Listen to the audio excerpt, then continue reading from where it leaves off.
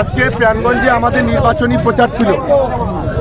ওখান থেকে আমরা বিজয়গঞ্জ পার্টি অফিসে আমাদের একটা কর্মসূচি ছিল, সেটাও সেরেছি। সেটা সেরে যখন আমি এবং এই ক্যানিং পূর্বের প্রার্থী বাহারুল ইসলাম দুজন যখন আমাদের বোদরার একটা কর্মসূচিতে আসছিলাম, তখন ঘটকপুকুরের ব্রিজের উপরে আমাদের গাড়ির উপর হামলা হয়, আমাদের গাড়ির উপর লাঠি মারে এবং ঘটকপুকুরের মোড়ে অসভ্য ভাষা গালাগালি করে।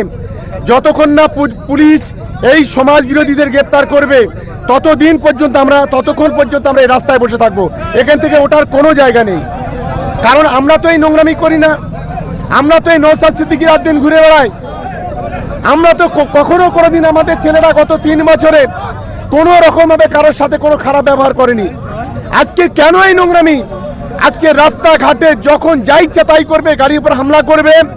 আমরা আইনগতভাবে আইনের প্রতি আমাদের পূর্ণ আস্থা আছে। আমি ইলেকশন কমিশনকে বলবো অবিলম্বে এই সমাজ বিরোধীদের গ্রেপ্তার করতে হবে। এবং অন্যদিকে কোনো পারমিশন নেই মাধবপুর থেকে 7 কিলোমিটার রাস্তা থেকে চন্দনেশ্বর, সেখানে এই আইএসএফ এর যে প্রার্থী সমাজ বিরোধী গাদ্দার আরাবুল, সে চন্দনেশ্বরে ওখানে এসে আমাদের ছেলের উপরে হামলা করেছে।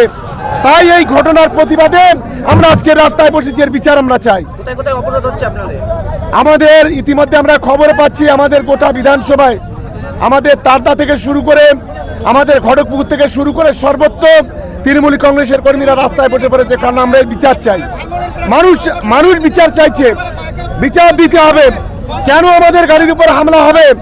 এই সমাজ বিরোধী আজকের ক্যান্ডিডেট হওয়ার পর এই আরাবুলের মতো লোকেরা আজকের এই নোংরামি শুরু করেছে, এর জবাব আমরা চাই।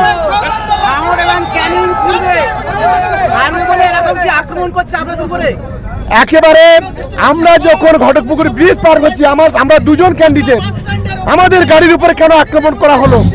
ঘটকপুকুরে মোড়ে আমাদের অসভ্য ভাষায় গালাগালি, এটা কোন কালচার, কোন সংস্কৃতি, এটা আমরা জানতে চাই।